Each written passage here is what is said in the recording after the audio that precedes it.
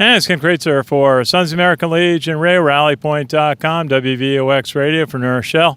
At the White House, where the Army football team was presented the Commander-in-Chief Trophy by President Donald Trump. And joining me, a colleague from WVOX, Sons of American Legion Radio, John Chuhran. John, what was your thought on attending the ceremony today?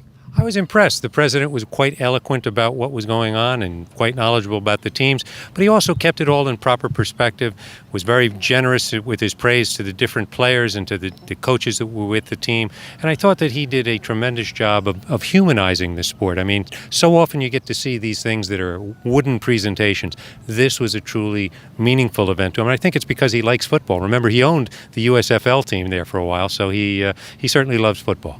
Well, no question. He talks often about watching games, and was at the Army-Navy game before the game. He was at the coin toss, and then he sat on one side of the field, the Army side, the first half, and then he crossed over at halftime to sit on the Navy side of the field.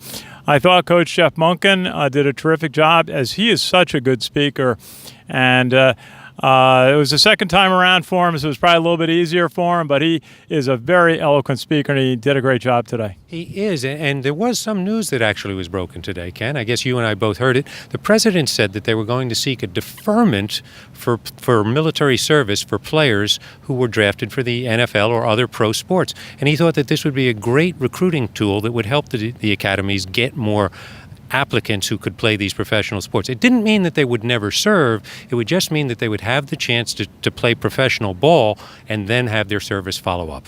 Well, I can think of a couple of Army players who would be attractive to NFL teams, a couple of players from last year and a couple of guys this year.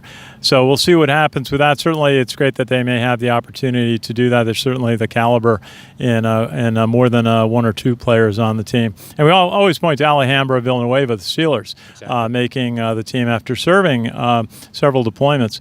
John, then we had a couple of the players who were asked to speak by the president, Darnell Woolfolk and quarterback Kelvin Hopkins, James Gibson. And tell us, what were your thoughts when the players were asked to speak? They did a nice job.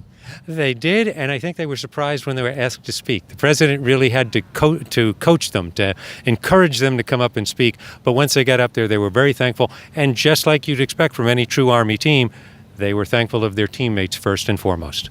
Absolutely, and certainly this was my second opportunity to do this. This was your first, John. It is a special place to visit, and I hope we get future opportunities. What was your thought about coming here to the White House? We got a chance to visit the press area and then also go out to the Rose Garden, which is, to me, the most special place in America.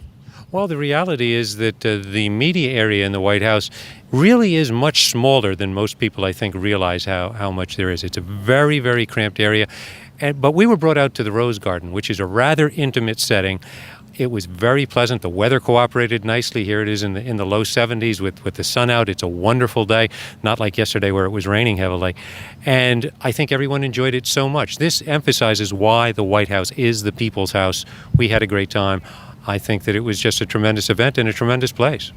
We have another guest tonight, a fellow by the name of Tiger Woods, is going to be here to receive receive a medal and recognition.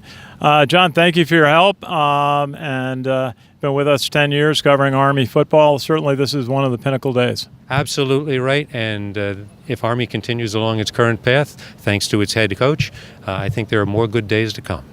Looking forward to that home opener against Rice and that second game of the season out at the Big House out of Michigan. Should be fun. So we got the summer to look forward to. Graduation day for the cadets, the seniors, Memorial Day weekend. We'll have more coverage of that event. And then we get a little break before it all starts again with our day at West Point. So for John Chuhran, this is Ken Kraetzer for 300,000 members of the Sons of the American Legion supporting the 2 million veterans at the American Legion. From the White House in Washington, D.C., this is Ken Kraetzer. Okay, that was good. 4 minutes of tape. And